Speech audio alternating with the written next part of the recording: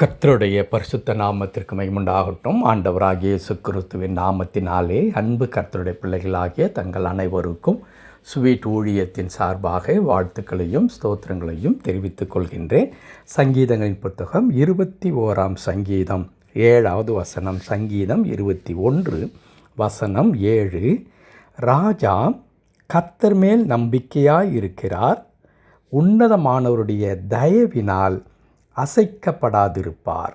ராஜா கர்த்தர் மேல் நம்பிக்கையாயிருக்கிறார், உன்னதமானவருடைய தயவினால் அசைக்கப்படாதிருப்பார்.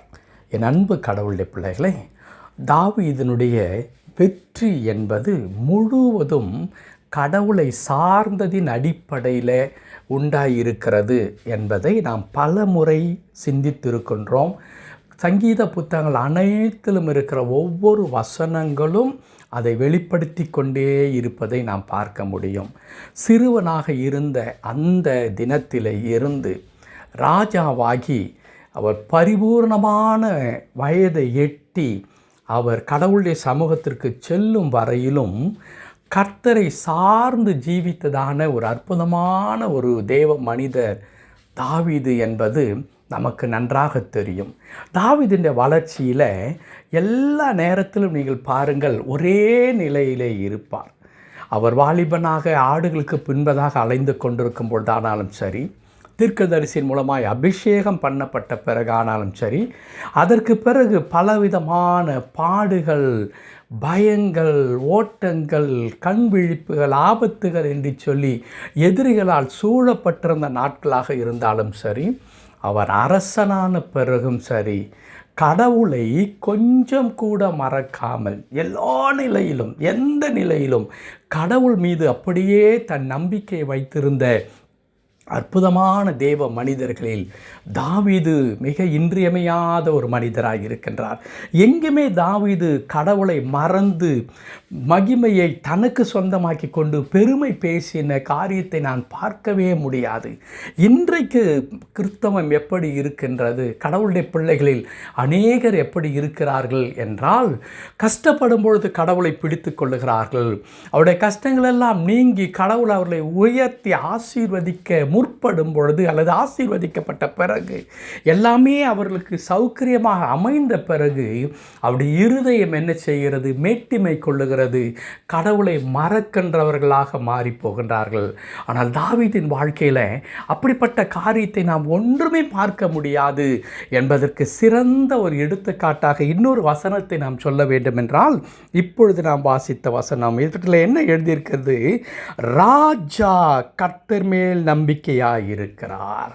ஆடுகளுக்கு பின்பாய் திரிந்து கொண்டிருந்த தாவீது கர்த்தர் மேல் நம்பிக்கையாயிருந்தார் என்பது ஒரு பெரிய காரியம் அல்லவே அல்ல.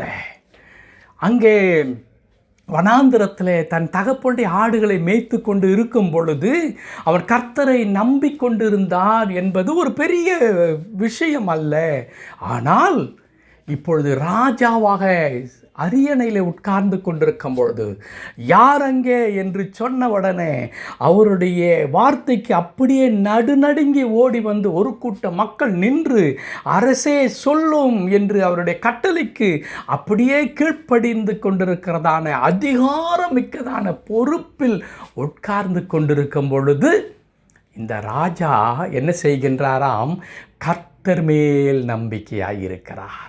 என் அன்பு கடவுளுடைய பிள்ளைகளே, இன்றைக்கு கடவுள் ஒருவேளை உங்களை சிறுமை நின்று, நெருக்கடி நின்று, கஷ்டத்தில் நின்று உங்களை தூக்கி எடுத்து இருப்பார். உங்களுடைய பின்னணியத்தை பார்க்கும் பொழுது, உங்களுடைய பெற்றோர் இருந்த நிலை, அவருடைய மூதாதையர் இருந்த நிலை, பண கஷ்டத்தினாலும் அல்லது வறுமையினாலும் பிரச்சனையினாலும் கல்வியின்மையினாலும் ஒருவேளை அப்படியே தாழ்ந்த நிலையில் இருந்திருக்கலாம். ஒரு காலத்தில் கடவுள் உங்களை ஆசீர்வதித்திருப்பார். இன்றைக்கு கர்த்தர் உங்களை உயர்ந்த இடத்துல வைத்திருந்திருக்கலாம். பொருளாதாரத்தில் நீங்கள் உயர்ந்திருக்கலாம், பதவியில் உயர்ந்திருக்கலாம், அந்தஸ்தில் உயர்ந்திருக்கலாம், அதிகாரத்தில் கடவுள் உங்களை உயர்ந்த நிலையில் வைத்திருக்கலாம். ஆனால் இன்றைக்கு நீங்கள் நானும் கடவுளை நம்பி இருக்கிறோமா? அன்றைக்கு ஒருவேளை உணவில்லாத பொழுது ஆண்டவரே என்று நாம் கதறி அழுது கர்த்தரை நம்பி இருக்கிறேன் என்று சொன்னோமே, ஆண்டவர் அந்த ஜெபத்தை கேட்டு இன்றைக்கு நம்மை ஆசீர்வதித்து சிங்காசன வாழ்க்கை நமக்கு கொடுத்திருக்கிறாரே, எல்லா விதமான வசதி இருக்கிறதே. இந்த நேரத்தில் நான் கர்த்தரை நம்பி இருக்கிறவன், எனக்கென்று ஒன்றும் கிடையாது, என் நம்பிக்கையெல்லாம் அவர் மீது தான் என்று நாம் சொல்லுகின்றோமா? தாவீது சொல்லுகின்றார். அதை தான் இங்கே எழுதியிருக்கிறது. ராஜா கர்த்தர் மேல் நம்பிக்கையாயிருக்கிறார். கர்த்தர் மேல் அவர் நம்பிக்கையாயிருக்கிறார். ஆகையால் பாருங்களேன், அதன் result. What is the result? உன்னதமானுடைய தயவினால் அசைக்கப்படாதிருப்பார். கர்த்தருடைய பரிசுத்த நாமத்திற்கு மகிமை உண்டாவதாக. என்னுடைய ஆண்டவர் எவ்வளவு வல்லமையுள்ள கடவுள் மாத்திரமல்ல, அவர் அன்புள்ள கடவுளாக இருக்கிறார். அவர் இரக்கமுள்ள கடவுளாக இருக்கிறார். தன்னை நம்பின பிள்ளைகளுக்கு அவர் தம்முடைய இரக்கத்தை காண்பிக்கிற, தயவை காண்பிக்கின்ற ஆண்டவராக இருக்கிறார். இங்கே தாவீதை குறித்து சொல்லும் பொழுது ராஜா கர்த்தர் மேல் நம்பிக்கையாயிருந்தார். ஆகவே உன்னதமானவருடைய தயவினாலே அந்த ராஜா அசைக்கப்படாதிருந்தார். ராஜாவினுடைய அந்த ராஜ்யபாரம் ஏன் அசைக்கப்படவில்லை? காரணம் ஒன்றே ஒன்று, தான் நம்பியிருந்த கடவுள் தாவீதின் மீது தயவு காண்பிக்கின்றவராக இருந்தார், தயவு காண்பிக்கின்ற ஆண்டவராக இருந்தார். கர்த்தருடைய தயவு தாவீதின் மேல் இருந்தது. காரணம், தாவீது கடவுளை நம்பி வாழ்ந்து கொண்டிருந்த மனிதன். அதிகாரத்தை அவன் நம்பவில்லை, அவனுடைய படைகளுடைய பலத்தை அவன் நம்பவில்லை, தனக்கு இருக்கிறதான மற்ற எல்லாவற்றையும் அவன் நம்பவில்லை. மாறாக கர்த்தரை நம்பி இருந்தான். ஆகவே கர்த்தருடைய தயவு தாவீதின் மீது இருந்தது. கர்த்தருடைய தயவு தாவீதின் மேல் இருந்ததினால் அவன் அசைக்கப்படாதிருந்தான். ஆமென். அன்பு கடவுளுடைய பிள்ளைகளே, தாவீதை நிர்மூலமாக்க எத்தனையோ சதிகள் நடந்ததல்லவா? நமக்கு நன்றாக தெரியும். வேதத்தை படிக்கிறவர்களுக்கு மிக சிறப்பாக தெரியும்.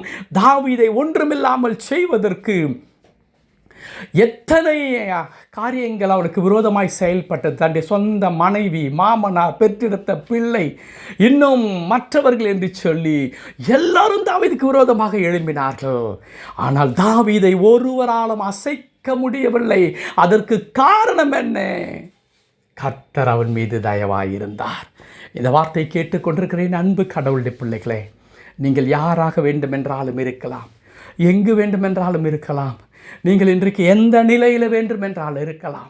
ஒரு காரியத்தை நீங்கள் செய்யுங்கள். உங்கள் வாழ்க்கை அசைக்கப்படாது இருக்க வேண்டுமா? உங்களுடைய எதிர்காலம் வளமுள்ளதாக இருக்க வேண்டுமா? உங்கள் வாழ்க்கையிலே நீங்கள் எதிர்பார்க்கிறதான எல்லா விதமான ஆசீர்வாதத்தை நீங்கள் பெற்றிருக்க வேண்டும் என்றால் ஒன்றே ஒன்று கடவுள் உங்களிடத்தில் எதிர்பார்க்கிறார். அது அவரை மட்டுமே நம்பி இருக்கின்ற ஒன்று. அவ்வளவுதான். அதை நீங்கள் செய்யும் பொழுது கர்த்தருடைய தயவு எப்பொழுது உங்கள் மேல் இருக்கும். கர்த்தருடைய இரக்கம் உங்கள் மேல் இருக்கும். கடவுளுடைய கிருபை உங்கள் மேல் இருக்கும். அப்பொழுது உங்களை ஒருவரும் அசைக்க முடியாது. நீங்கள் ஆசீர்வதிக்கப்பட்டவர்களாக இந்த உலகத்தில் வாழ முடியும். கர்த்தர் தாமே இந்த வார்த்தையின்படியே உங்களை ஆசீர்வதித்து அவரை நம்பி இருக்கும் பட்சத்தில் உங்களை அசையாமல் நிலைநிறுத்தி உங்கள் சத்துருக்களுக்கு முன்பாக உங்கள் கொம்பை உயர்த்தி பெருமைப்படுத்துவாராக. ஆமென். ஆமென்.